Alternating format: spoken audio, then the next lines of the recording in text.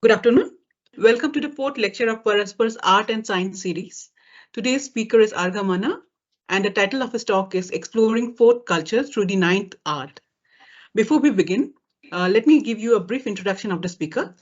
Argha Manna is a cancer researcher turned comic artist.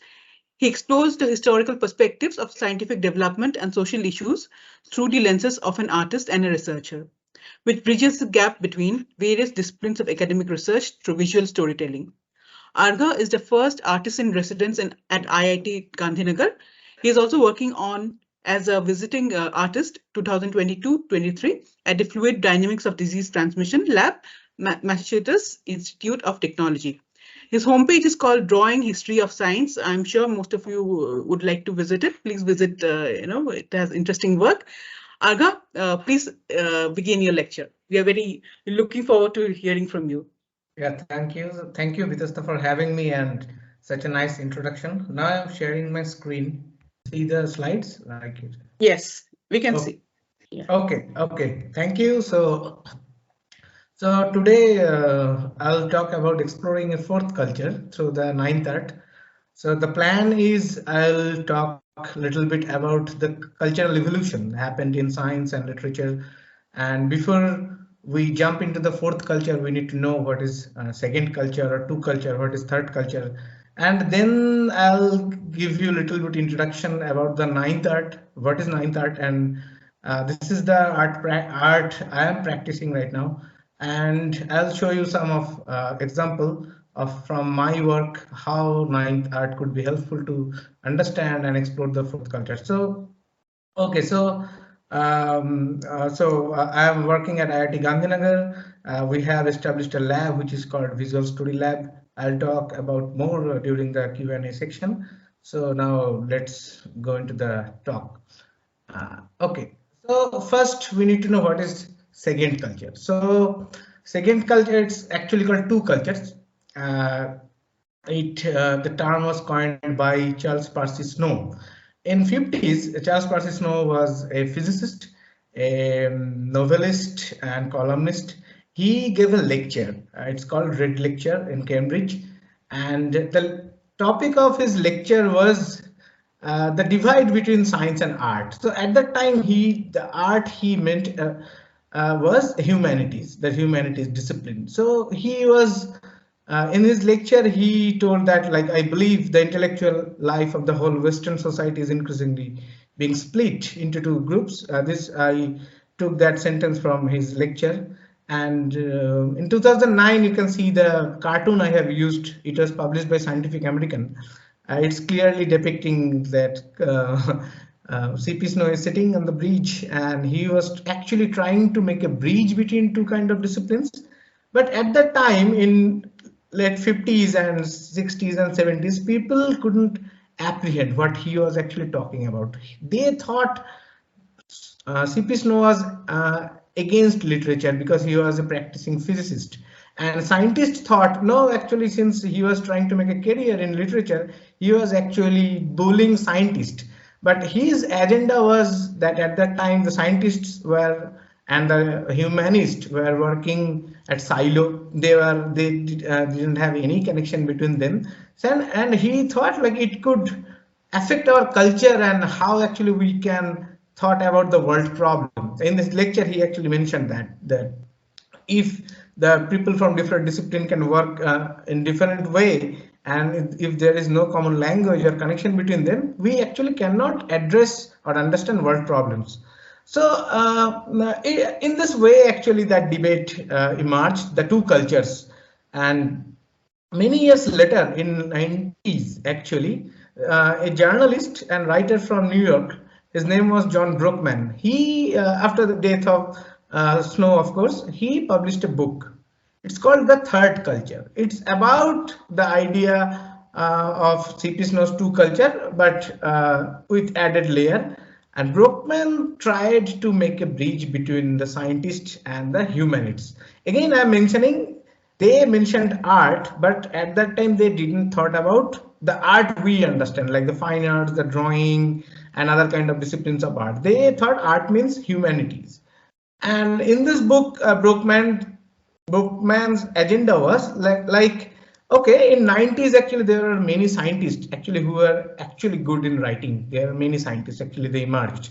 So there is no need to actually make the bridges. The bridge already has made, and actually the people from humanities can learn science from the scientist, and but the scientist who actually can write well, good in writing, they do not need to learn anything from the authors and the people from the humanities. So but he printed that well, a third culture could be created, but not like CP Snow imagined the connection between two disciplines. Rather, within the discipline, people can learn new things and can create a new culture. But it was a utter failure. Why it was a failure?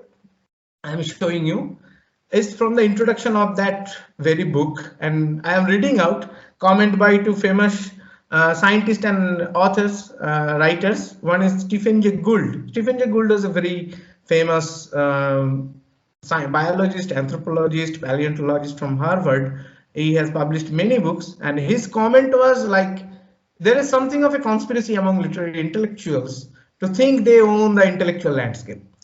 And the very famous Richard Dawkins, everyone knows about him through the very famous book Selfish Gene. And his quote was, "I do feel somewhat paranoid about what I think of as a hijacking by literary people of the intellectual media." I am not reading out the whole quote, you can see that, but I am focusing on that point, hijacking. So they were actually afraid, or they were very critical about the people beyond scientific discipline, the people who do not understand science, and they thought they were very good at writing. Actually, they were very good at writing. But of course, from this slide and from their code, you can see there is no bridge we're making, at least. But now the things has been changed, of course, from the late 90s to now. Many people, they're working in multidisciplinary projects, and many different kind of works are emerging out. But it was started when people thought about actually a fourth culture. So there is no fourth culture, no one has coined that term, but many people have used that word in different papers and different articles. So I thought I took the liberty to use that term. So how the fourth cultures was emerged actually, or how the people, the intellectual people from different disciplines worked towards the fourth culture, including art. The art, how the Snow or the Brookman didn't imagine. They thought it was humanities. Art means actually the art, how we understand art.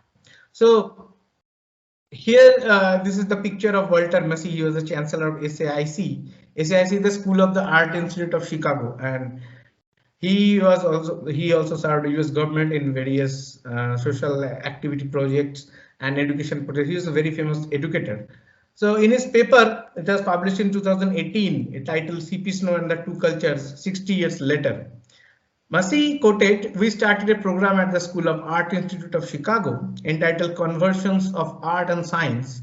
The question we explored in the series is, do scientists and people from the other disciplines have commonality in the way they engage in creative process?" And in this paper, and also in his project, famous TV actor Anna Deborah Smith, she participated, and Anna's quote was, "It's art which puts us in an intimate relationship with doubts." So why I choose that particular quotation? Because like in 60s and 70s, late 60s, 70s, 80s, many people started working on various science projects, and they tried to include art.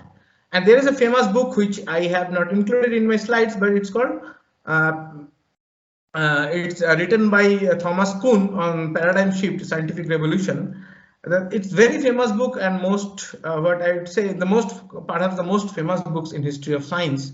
He worked on how different scientific disciplines got evolved through the ages, and how different paradigm got shifted by human ingenuity, evolution of machines, and different scientific endeavors. He even didn't mention art or fine arts or drawing, and C.P. Snow, of course, didn't mention. John Brookman, in his Third Culture book, he didn't mention. But from the 70s, 80s, actually people tried to understand or try to communicate science through art. But this is not a new business, because since the age of Renaissance, art is very much in scientific discipline. If we take the example of uh, Leonardo da Vinci, Robert Hooke from Royal Society, if we look at different papers from the Royal Society, we can see the beautiful illustrations before the age of photography. Now in scientific journal, the things has been changed, how they make figures using diagrams and charts is different thing. But drawing, art, usage of fine arts, it was very much in scientific discipline, but it got lost, of course, through the ages. But again, it was emerged in different way in uh, 70s and 80s, and School of Art Institute of Chicago took a pivotal role in this case. So, okay, I am coming back to that portion, the portion of Anna's quote. It's art which puts us in an intimate relationship with doubts. So, as a cartoonist, I thought, okay, so how art could be helpful to understand or address doubts. Okay, so here's the doubts, the doubts also has an intimate relationship with crisis. When the crisis happens, any kind of crisis, doubts emerge, and the doubts come to our mind. Like just in last 2 years, if you take that example, there was a crisis of pandemic. There were lots of doubts were in our mind, and lots of things was happening surrounding us. We are not sure what was happening. We are doubtful about the vaccinations. We are doubtful about the virus, the origin of the virus, and even the government's mandate and what we should do. We should light some candles, or we bang some thalis and plates. So there are different kind of thing happened. And if we look at the history, this kind of thing happened many times. It's not the first time. Even during the Spanish flu, during the outbreak of cholera in 19th century, of course, there is always gap between the scientific discipline, what the scientists are thinking, and the common people. There is always the gap, and for this gap during the crisis, doubts emerge. So I thought, well, the how art and science together can break that nexus or not. So my area of interest or my area of practice is the ninth art, which I mentioned in the title of the talk. So what is ninth art, and how through the ninth art we can explore, or we can understand, or we can walk towards a fourth culture. Fourth culture means the scientific discipline, the humanities discipline, and the art together. What C.P. Snow and John Brookman didn't imagine. This is the fourth culture. Through art, a bridge between science and humanities. Well, the ninth art is basically comics. So here I took the liberty to use one quote by famous comics artist Chris Ware. It really do not have any proper connection with today's talk, but I really like his quote, so I thought to share with you. In Anglo festival during it's a very famous festival, one of the largest comics festival in the world in France. He mentioned in America, when people visit gallery and fail to understand fine art, they think themselves idiot. But when they read comics and don't understand it, they think the cartoonist is an idiot. In France, people call it the ninth art. Actually, in 1970s, French people coined that term, the ninth art. And in France, actually, the comics artist and comics has the biggest market, along with in Japan, the manga.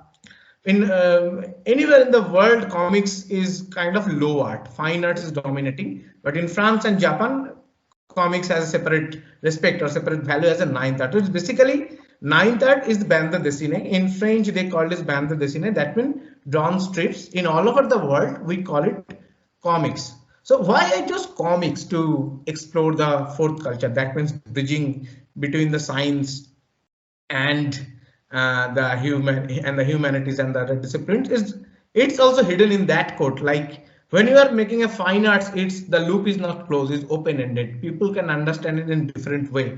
But in science, there are some responsibility of objectivity we need to communicate. And comics is kind of about, if you can see a comics panel, you can see there are human, there are dialogues, and there are design, there's poetry, and there are graphic art, and diagrams, many things actually we can use in comics, which actually is hard to use in fine arts and other kind of artistic practice. So well, and now I will show some of my work as an example how using comics we can work towards the fourth culture, so that we can actually address world problem, and we can address the crisis, and perhaps we can solve some doubts. Okay, let's see. So here's the COVID crisis. Of course, it was the biggest crisis perhaps we have faced in our lifetime, because after 100 years, one global pandemic is happening. And here I have shared the front page of New York Times. You can see the dots. These dots are the number of deaths. Actually, it's just like if there. I hope there are many scientists are attending this talk, and they have used fax, right? The fax machine. The dot plot comes in the fax. Lots of cells and particles we measure through fax, and that dot plot, you can see one single dot represents one dead body. So this was very of course disturbing image. But during COVID, the doubts came in our mind were how COVID-19 spreads. This was the biggest doubt, because whether it's airborne or not, what kind of measure we should take, and why COVID-19 spreads and kills so fast. And of course, this is here I have mentioned, is this airborne? This was the biggest concern, at least in my mind. I was very concerned that if this is airborne, how actually it's spreading, whether we should close our doors or windows or not, because many common people do not have actually that idea what is airborne, what is aerosol, and this kind of scientific terminology and jargons, and what kind of measures should be taken to stop that spread. So with these doubts in my mind, and during that crisis, I started a project, and I started to ask those critical questions, those doubts, through comics. So this is the one page comics when I started this project in collaboration with MIT Fluid Dynamics Disease Transmission Lab. And here you can see, actually I am here at the left side panel. I have put many questions in the society. It's emerging out. Even we are doubtful about the 6 feet distance mandate, like whether it's right or wrong. And I was very curious actually how it's actually spreading. And I started working with Professor Lydia Baruba. He's the director of Fluid Dynamics and Disease Transmission Lab at MIT. And actually we started this project scholarly, like not as a comics artist, but as a science historian. Like our question was, okay, the 6 feet distance mandate is issued by who, and CDC in USA, and in Europe ECDC. But how actually they did know that 6 feet distance is correct? It's not 5 feet or not 7 feet. Why 6 feet? So we started digging the history of the airborne disease transmission, and this is one page. I cannot show you the whole comics because the project is going on. There are some copyright issues. But well, when I started working, we started reading some old papers from 30s, and actually in 1930s, William F. Wells, epidemiologist from Harvard, he was working on the airborne disease transmission, and this is you can see that graph in the left column. This was very famous. It is called Willy relay graph or Willy curve. From this curve, actually, even now people deduce what could be the distance. Distance should be maintained during a pandemic. Okay. So here is the papers when you're reading a scientific journal, and of course this kind of display, this kind of design, you cannot communicate to the common people. This is kind of Hebrew or hieroglyphics to common people. So I thought, well, we can make a comics not only for communication, but to ask some critical questions. So here the foundation of current infection control, what I was talking about. This is William Wells. He developed a air centrifuge at Harvard in 1930s, and this is famous Well curve. And from that curve, actually people now decide what could be the distance. So it was all about, like, when we are releasing some expiratory material from our nose, it will drop down to the ground and it will evaporate. So how much distance it travels. So from that travel distance, actually people decide what the 6 feet distance or not. So we started this comics, but Lydia's work was very cutting edge. She using some very fast movie camera made at Edgerton Center. So at MIT, Harold Edgerton was a famous camera maker, a physicist and electrical engineer. He also documented the atom bomb explosion. And nowadays at Edgerton Center, people are making the fastest movie camera in world. So using that kind of camera, Lydia found that, okay, it's not about the droplets when you are sneezing or coughing, it's dropping on the ground. Rather, it's kind of a cigarette smoke. It's coming out and going upwards, not the downwards, not dropping down on the ground. So I have started working on that project as an artist, and I am documenting the drawing so that it could be more easily communicable, or also through drawing, if possible, we can find out some new questions. So here this is our preliminary work about spitting. And when you spit, actually that bubble we release, which is a non-Newtonian fluid, and it explode. And when it explode, it travels like this, and on the small droplets. And when we actually sneeze, it's not only the watery droplets, we are also releasing mucin proteins, which is a kind of a ligament or a thread. So on that mucin protein thread, the droplets can walk, okay, and walk and again join together to make a big mother bubble. And when the bubble drop on the ground, it explode, and from that explosion again tiny baby bubbles are coming out. So this is a kind of a loop process. It's not that you are sneezing or you are coughing in public and from your respiratory material virus is spreading, or it's from the on the ground. With time it will dry up. It's not. The cycle goes on in this way, and within that droplets pathogens are loaded.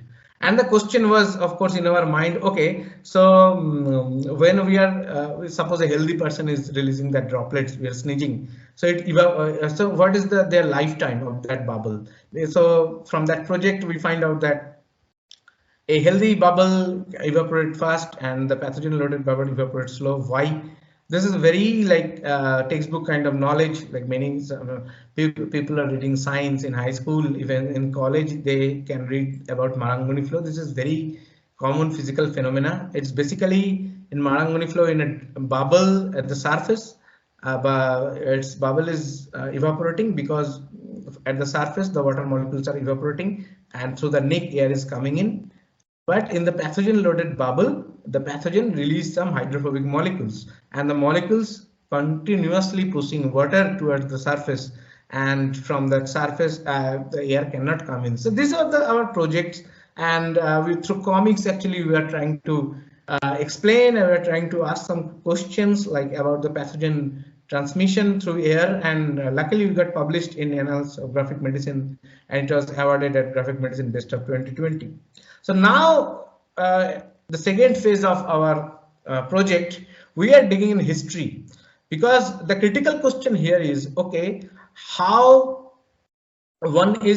actually really who thought it was 6 feet distance, and why people are resistant about the mandates. This is very important. Like we have found many patch of peoples who are resistant to vaccine. We have found many people who are resistant to wearing mask. They do not believe at all such pandemic is happening or not. So we found this is not a new thing since the time of Renaissance, which was the psyche of the common people about the pandemic, how it got evolved, and from that psyche, how it influenced actual science, and how the timely science actually influenced common people's psyche, or vice versa. So this is the thing I am trying to explore through my drawing. And here is also parallelly I am documenting all the instrument and all the evolution of the instrument used through that time of late 18th century, used to catch the airborne disease transmission, so that we can understand or we can find out the loopholes. Well, instrument actually create the data, and the data create the perceptions or the outcome, and the outcome when go to the common people, it create a psyche. Okay, so instrumentation, the history of instrumentation of that project, of that field, and how they actually produce data, and how people understood that data in 18th century, and in 21st century how we are using different kind of instrument, or we are looking at that problem with different lens. This is very important. So to the comics, actually we are asking these kind of questions. So here is our project website. You are all welcome to visit that website. We can find our background work and different kind of things. So now to the second crisis. Okay, when the pandemic came, a second crisis came hand in hand, which is the hunger and fear of famine. Because during the pandemic, World Food Program, they also got Nobel Peace Prize letter. The chief of the World Food Program announced that, well, we are at the verge of global hunger crisis or global famine. And at that time, I was working on a project when the pandemic started with Exeter University on documenting the history of famine and relation to different scientific process of a famine and economic process, how the famine can affect a human body, and how the economic policy and the food distribution can make a famine. So the doubts during the pandemic came to my mind, why we are doing bad in Global Hunger Index at all? And are we at the brink of a famine at that time, actually? Because we are a big country, but can a famine like happening in many countries in Africa can happen here? And how does a famine happen actually? What are the background process? Can we understand a famine from the past? So I was working on a project. I was trying to understand the past famine phenomenon during the pandemic. So this is the website, the screenshot of the website. Before pandemic started, they actually make a digital archive on famine happened in India and Britain. And I started working with that archive, and I started drawing a famine comics on a famine happened in Bengal, in colonial Bengal in 18th century. It's called Chiattar and Manantar. So when I started the project Famine, the history of famine, I found, like, before me, of course, there are many people like Chitta Prasad, Joinul Abedin. There's a very famous Indian artist, and Joinul Abedin actually from Bangladesh, and they witnessed famine and they made a series of drawing. And I didn't want to repeat that kind of drawing, the what is happening, the human condition. Rather, through comics, through drawing, I wanted to understand why famine was happening at all, or what kind of situation we can call a famine. So these are my notes. This is, I found, well, famine is a very complex phenomena, and I took actually help from the writings from Professor Amartya Sen. And if you know that, like in 80s, Amartya Sen's work was actually on the Asian famine. Later, for that particular literary work and also some research and preventive measures, he also got Nobel Prize in economic science. So here the comics, I made a 4-chapter comics with University of Exeter, British Library and British Library. This is, I am not talking about that sketchbook. This is particularly some artistic work, but here you can see I have mentioned, one is systemic destruction, another is artificial crisis, another is nature's fury. So 3 kind of thing actually make a famine. One is systemic destruction, which means the economic policy. Here you can see, I have tried to draw the economic nexus at that time happened was in India, colonial India, and in Bengal. And surprisingly, I found that false economic policy in contemporary India. I found some uncanny similarity between that, and because of false economic policy, actually it starts a famine. So this is the drawing I made for British Library. And here, when British came, actually they dissolved some old Mughal policies about the lands. And this is also very important, how the current government and the contemporary time, in current time, the land policy, and they are making the land policies for land and for the peasants. So just last year we saw some agitations in Delhi, by the peasants. The similar thing happened in colonial Bengal, in colonial India. So if you are not keeping the interest of the farmers, actually perhaps in future you can face a famine. So these are the things so here the thing is, I was trying to understand the history of the famine, the economic policy and other kind of policies, and I found, okay, in contemporary world, in contemporary time also, it has very huge significance. And here you can see how actually British destroyed our very native silk industry.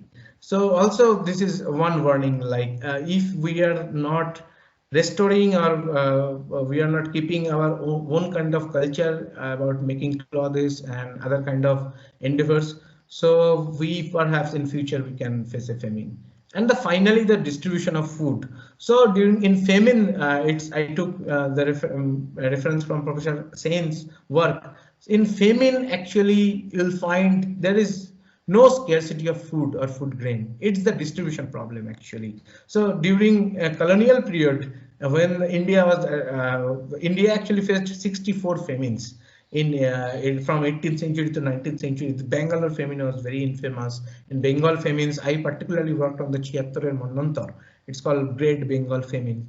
You can find every time the food grain was siphoned to other place to feed some influential people. It's not that in society or in the country or some geographical region there is the scarcity of food. It's not. It's the distribution problem. So these are the thing I try to very realistic and very truthful about the maps, the building. You can see from these panels how British actually siphoned those foods. And of course, when these things are happening, you can escape famine if nature is not hammering on you. But unluckily, during colonial period, there was many floods and the courses of the rivers got changed. So nature's fury was also very important. So we are lucky that like natural disasters hasn't happened, at least not through pan India in some different patches, so that we are not facing famine. But if it happens, actually we are also at the verge of famine. So, and the course of the river, the change course of the rivers and its change is also very important, because in post-colonial period, the architectures, the dams, how we actually made forcefully change the course of the rivers in different areas, that we are actually in problem. So in future, we cannot deny that we can face famine actually. So from this comics, actually, I try to understand the past, drawing the situation being at present, and try to anticipate the future. But this is also very important part I included in that project, who survived. Actually, I found the people from the jungles, their traditional irrigation technique that saved them. But people from the city, the big cities like Calcutta and Bangalore and others, the Chennai, they were already familiar with the European kind of rice irrigation, and they couldn't survive. But the people who actually relied on the native kind of irrigation technique, and you can see some paharis, and I have added some panels. That indigenous people, the knowledge of the indigenous people, which is, I think, very much related to contemporary scientific practice, and we should restore and we should explore indigenous knowledge much more. And I found during that project, famine and food security, food scarcity have very intimate relation with that kind of indigenous knowledge. So these are the things I wanted to share. And in January, a whole book is coming. Another artist also worked in this project. Its title is Famine Tales. So I invite you to collect this book. This is a very good graphic anthology published by Jadavpur University Press, British Library, and University of Exeter. So from this anthology, actually, you can see how the economic policy, scientific policy, and bad policies about food grain, bad distribution, and understanding nature, actually denying natural forces and not giving proper value to the indigenous knowledge, how can make a famine. From this book, actually, you can see. So now I'll move to my third project and the final one actually, which is visual storytelling to design future. So far I showed you some project on COVID crisis, which is very timely, very contemporary. And in one project, I wanted to explore the food security in the Indian subcontinent through comics. But how about future? So what our future look like actually? So here I have shared one page from Professor Rob Moss' page from Harvard, and I particularly focused on one problem because also we in last couple of months, perhaps last 1 year, we people also faced some fear about nuclear disaster because Russia and Ukraine were they were in war. So um, a couple of years back, Professor Rob Moss and Professor Peter Gallison from Harvard University, they tied and make a project called Contentment. They made a film on that. It's particularly focused on nuclear proliferation and environmental disaster. So it's well, my artistic practice is completely different from there, but there, if you can see their film, they also use lots of comics and lots of hand-drawn sketches, lots of animations in their documentary and film. But here I wanted to share this slide because of that quotation. And it's you can find also in Rob Moss Harvard University page. It's how should we protect yet to come generations of humans on Earth? People who will not share our language, our nations, even our civilization. So what could be the language in future? So we do not know after 1,000 years or 5,000 years what language will be popular in world. But if you want to communicate about that problem, it's forthcoming in the future generations. What could be the language? So Rob Moss and Gallison, they thought it could be visual art, animation, drawing, and film. And I took inspiration from their project, and I started working on a project with University Oslo with some different take. I forgot to mention this slide. Okay, so here you can see from that movie poster, the Contentment with some spikes. It's basically a dumping ground of nuclear waste. So their imagination is in future, due to nuclear proliferation, every corner of the world, every corner of our land will be contaminated with some nuclear materials. And how we can separate that corners from our cities and our village, our homes. So they imagined, well, that portion, that dumping yards will be covered with some spikes as warning. They got that idea from an art project actually. So a couple of years back, there was an art exhibition, basically a drawing workshop. And in that workshop, Michael Brill and Safdar Abidi, two designers, they created some hand-drawn sketches like how in future our land would look like, because every corner of the world or the ground will be contaminated with that nuclear materials.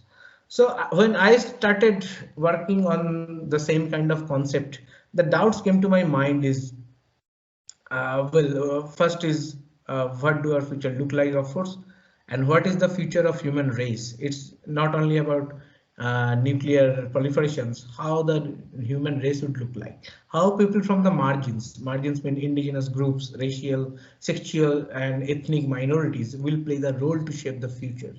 Because already in the Famine, I have already mentioned that I trust on the indigenous knowledge, and I think whole the scientific community can look back and can dig in that indigenous knowledge. And as an artist, is our role is to represent their knowledge in our contemporary artwork.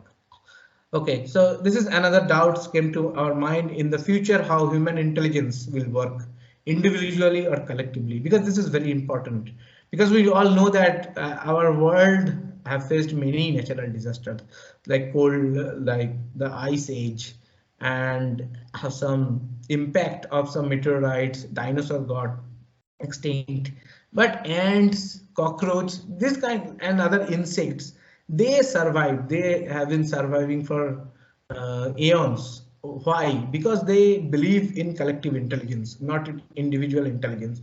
But what I found as a human race, as a human, We call ourselves very intelligent, the most intelligent species, which is completely wrong, because we believe in individual ingenuity.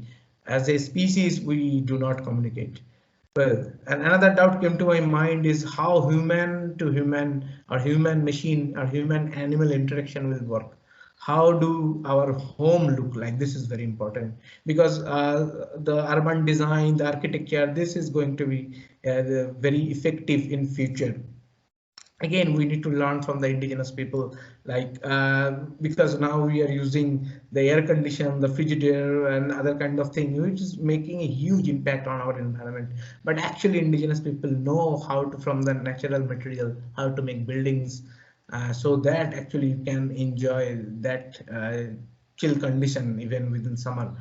So this was the project. I started working with University of Oslo Co-Future Lab. It was funded by European Union, and our project was Home in the Nuclear Winter. So I started drawing a comics. I'm sharing you some panels because, of course, again, I cannot share all the pages because the project is not ended yet. So here's the, I imagined like in future, the not only the land as the Peter Gallison and Rob Moss imagined.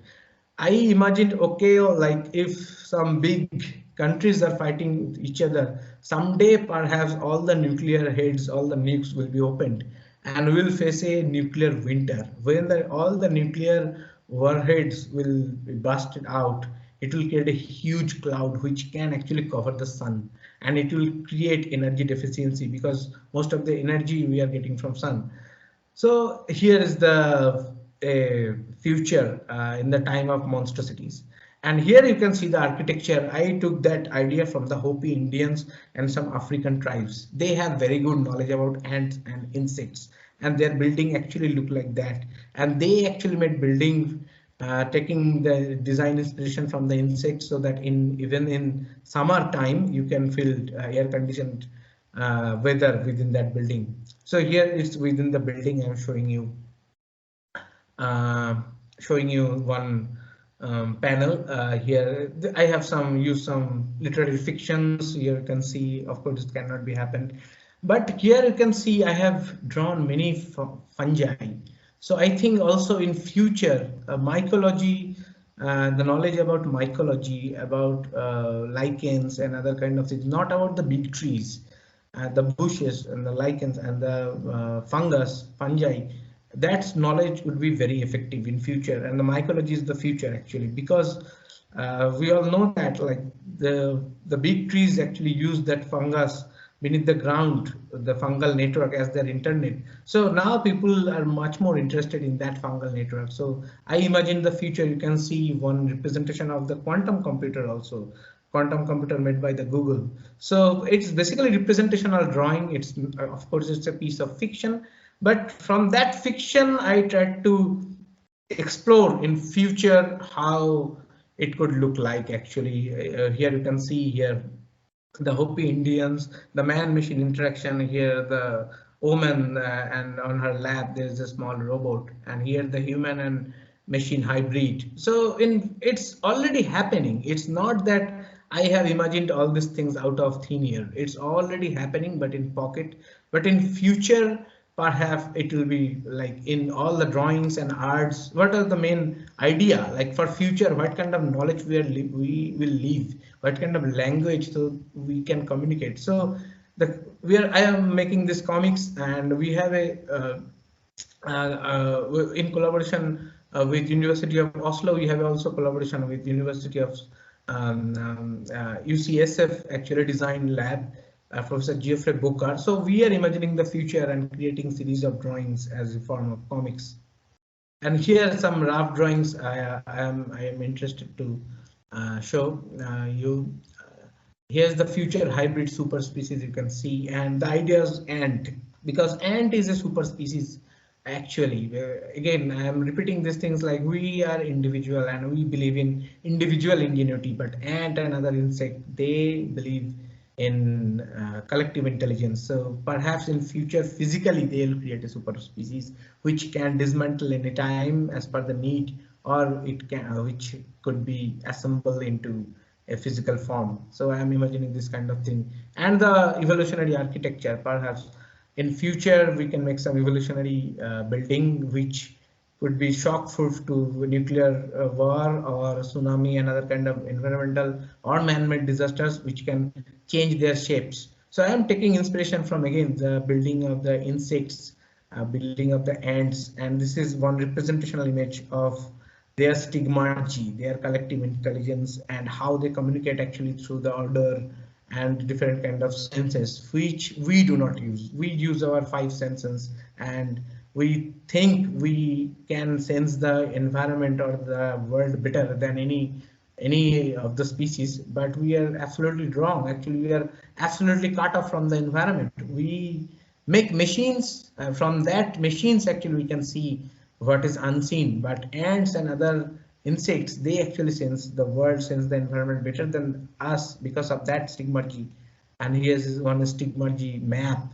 If this is one rough sketch from that comics panel, one human is walking that stigmergy map. So perhaps we can design something so that we can actually see the stigmergy map and we can learn from that insect world. And this is if human actually can make some collective intelligence in future, how it would look like actually. So these are the projects I wanted to share through this project. Actually, I am using comics as a medium, and I am trying to make a bridge between some science, humanities, science fiction, literary genre, history, economic history, and these are some examples I wanted to share. And okay, so here are some few slides. I'll wrap up with a story. This is a story from 90s. It happened in Harvard. The scene is happening at Harvard Science Center cafeteria. So if any one of you ever visited Harvard Science Center, it's a whole glass building, and you can it's a huge building made of glass, very modern building, completely different from the old Harvard University building.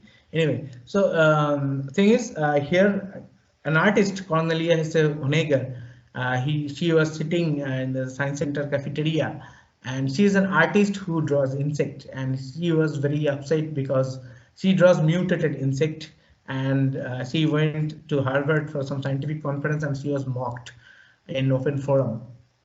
And on the same day in Harvard Science Center, two people were playing Go game. So this is very interesting but very tough game, and Harvard have a Go game club. So they were playing, and their name was Tom Ray and Nathan Wenberg.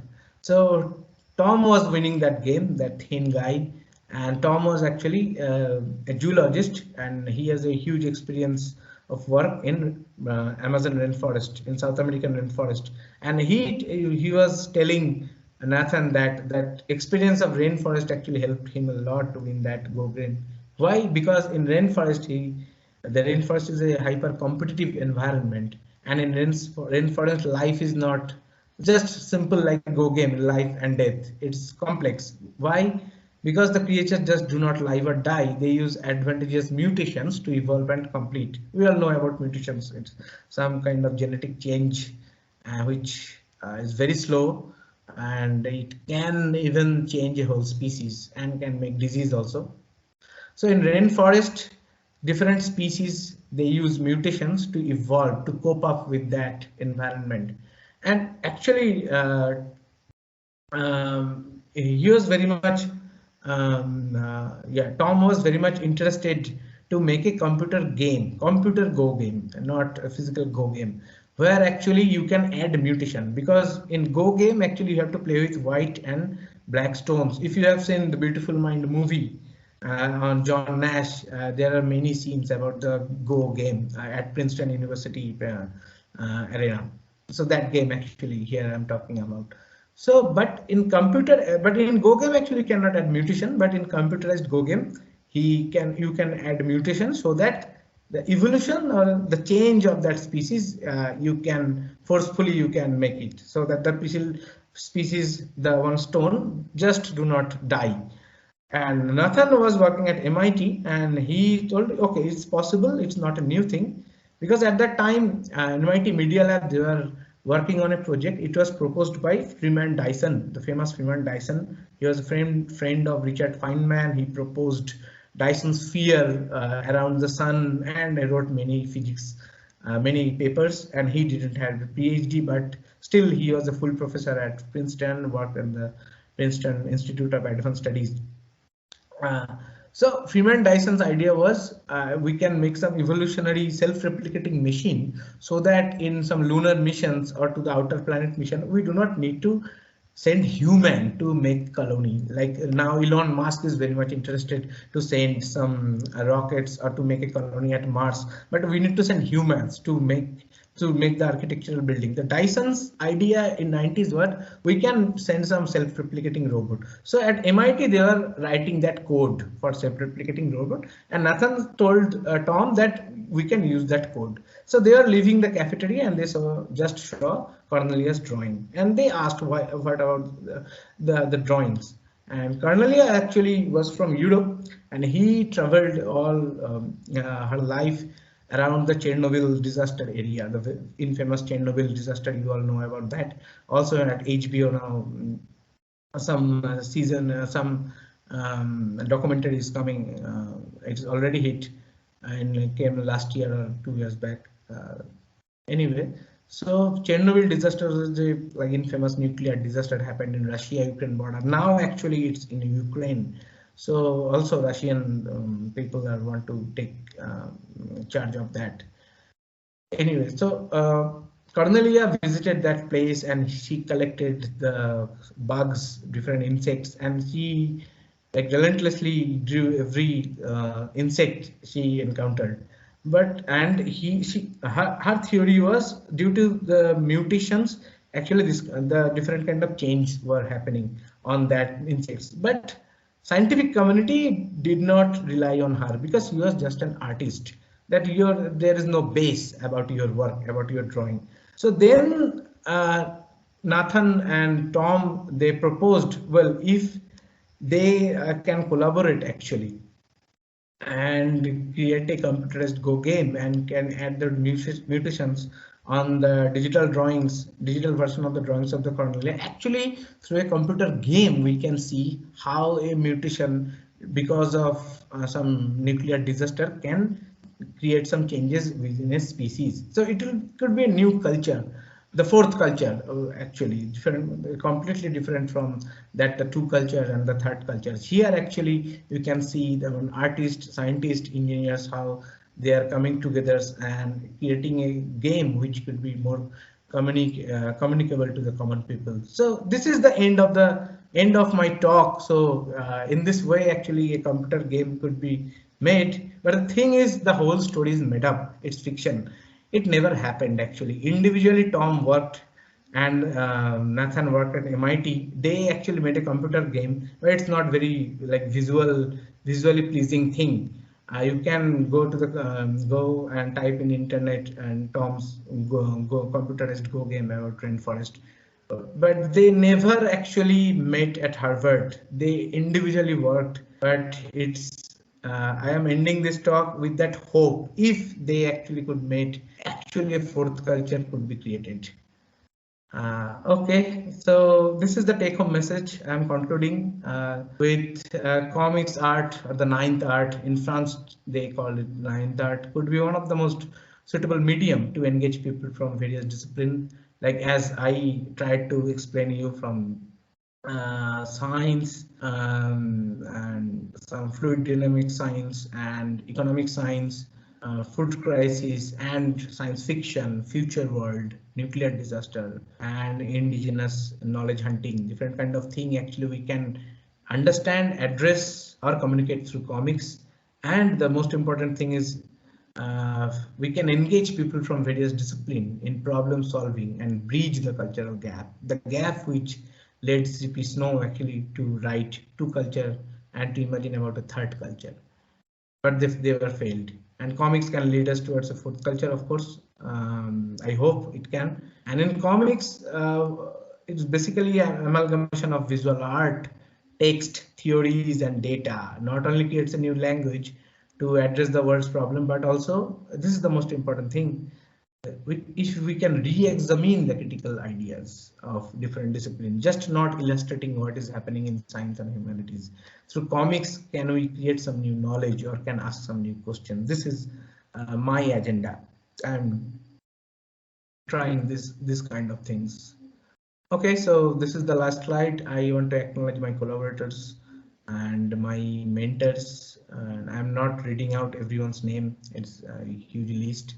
And my publishers. And thank you so much, Bitasta and OoC-IISc-Paraspar and the communication office. Okay, that's it. Thank you, Argha. It was such an amazing lecture. It was, you've demonstrated how art and science can be integrated. Yeah. And the visuals are amazing. I was, thank you so much. Blown over by the images. Shall we take a few questions if somebody has? Yeah, I'd love to. Yeah. Actually, if you have some questions. So should I stop sharing the screen now? Yeah, maybe. Yeah. Yeah. So if anyone has a question, can ask the question directly, or you can type in the question in the chat box and I can ask the question on your behalf. Yeah. Okay, maybe people have. Yeah, I think there's a question here. Yeah. Sir, how do we get training for such scientific visuals? Okay. Look, the scientific visuals mean it's a huge umbrella. And people, there's a specific discipline which is called natural science illustrations. There are some courses all over the world. You can take such courses. They teach you basically about drawing animals, plants, and scientific objects. This is different from my work. You can take that courses. There are some courses. I am completely self-taught, and I practiced a lot. Like, I was very much inspired by different kind of artistic disciplines. So I first tried as an art school student, but of course not going into any academic art college or taking any course. So parallelly, I tried to what I would say, try to copy their work, copy some good artworks. Then slowly I started drawing comics. I did a lot of books about comics. Then I saw in internet some different courses, and I didn't take any courses, but I practiced about drawing the natural things. So in this way, I am completely self-taught, and I believe if you can give yourself 2 years, you can also be a good visual storyteller. But also, again, like if you want a course degree, then the degree is available is natural science illustration, natural history and natural science illustration. That kind of courses are there. Argha, I had a question, not a question, but point of discussion probably. So I wanted to know what kind of reception do you get for your work? Because your work is not only, not just representing science with your, art, but it's critical thinking. You're giving a critique of probably science, or what is the reception, and what the people who actually look at it? Look, when I started working on this kind of what I would say discipline, so of course there was no such discipline. So I cannot say I have invented a discipline, but it was very new to me also. So I started a blog. That blog, while introducing me, you talk about the drawing history of science. So it's basically a free blog. I just draw thing, write what is my opinion, and published in the blog. Then now what I have found, many academic institute such as like MIT is funding me. They have a beautiful art project, art program which is called Art at MIT, and it's funded by MIT CAST. They funded me, and I collaborated with some physics and fluid dynamics lab. But the money is given by the Art at MIT program. They are very much interested. They are taking interest, and this is the year of CERN's, the Large Hadron Collider. You all know that the 10th years of art at CERN, and in fact, last month for the first time, they initiated India Connect program. So only Indian artists would participate in that program. They have to go to Geneva and But the problem is the artist must have some very good knowledge about physics, particle physics. So, and there another program in Max Planck Institute, it's artist in residency on history of science. So now academic institutes since the 5 or 10 years, CERN is doing this for 10 years, but I guess in the last 3-4 years they are getting that response. So far for my work, academic people are responding much, not the common people. But I guess in a couple of years, if I can come with some good comics book, which is more easier to read and loosely written and more communicable, common people also will get interest. Because right now I am building up the base so that they can stand and can enjoy that kind of work. But response is mainly from academic institutes and scientists, not the artists actually, not the artists who are not trained in science. They also find little bit like they find hard to understand this kind of work. Though I am using comics, not the fine art, and that's why I took that quotation, that quote from Chris Ware. Like in fine arts, when people do not understand it, people think they are idiot. But in comics, people think cartoonist is an idiot.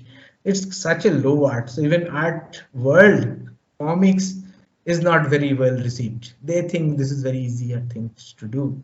So this is also another thing, like my agenda, to push the comics art to some higher ground. That through comics we can actually tell some serious stories, and actually through comics actually we can tell that fine art and sculpting are not well suited, I think, for telling objective scientific story. Comics is good medium after film, of course. Thank you for saying that. The book which you are bringing out, I'm sure it will be, I can imagine it being more impactful than just text if it was only a textbook. Where you're connecting many dots. Yeah. So we have a comment in the chat box. Siddharth Pandya says, "Thank you, sir. Was really awesome experience to see your art. Truly inspiring." Thank you so much. Does anybody have any more questions? Yeah, I thought there will be flood of questions because the work I am doing, even I do not understand what I am doing. So yeah, please, like if you have any questions in your mind, please write or ask. Don't think whether it will be a stupid question or not. Please ask. I think since it's a new, area of knowledge, it'll take a little bit more time for people to process and, yeah, that's true. That's true. Raise questions really. So maybe we'll call it a day, Argha, if nobody has any questions. Yeah, sure. Thank you so much for, accepting our invitation and speaking to us. I mean, it actually has expanded the, horizon of knowledge, and we now know that there is so many more possibilities. Thank you so much for, giving this beautiful lecture. Thank you, Argha. We'll see you again. Thank you so much. Thank you. Thank you. Bye.